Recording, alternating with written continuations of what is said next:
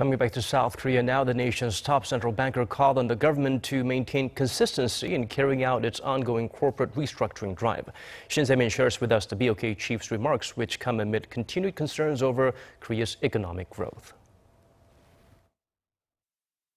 Hope for the best, prepare for the worst. Bank of Korea Governor Lee Ju-yeol said, alluding to the country's current economic situation. In a discussion of current economic issues with professors and researchers on Wednesday, Korea's top central banker said the government should push for its corporate restructuring processes with consistency, especially now when weak demand and oversupply in the global market are hurting the country's key industries. Referring to sectors like shipbuilding and steel, Lee said economic logic should be the backbone of the government's ongoing reform plans, which should also reflect the characteristics of the different industries that are part of the process. On the country's third quarter GDP growth released Tuesday, the governor said that the 0.7% on-quarter expansion is a regrettable outcome.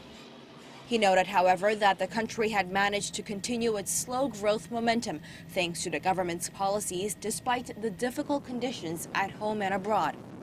He also acknowledged the continued worries over economic factors that could further impact growth, pointing to the government-initiated corporate restructuring drive, the effects of a new anti-corruption law, and Samsung's decision to permanently discontinue its ill-fated Galaxy Note 7. Adding to the concerns, BOK data showed Wednesday that the public sentiment figure gauging future economic conditions fell to 80 in October from 83 the month before, and the sentiment toward the current conditions remained the same.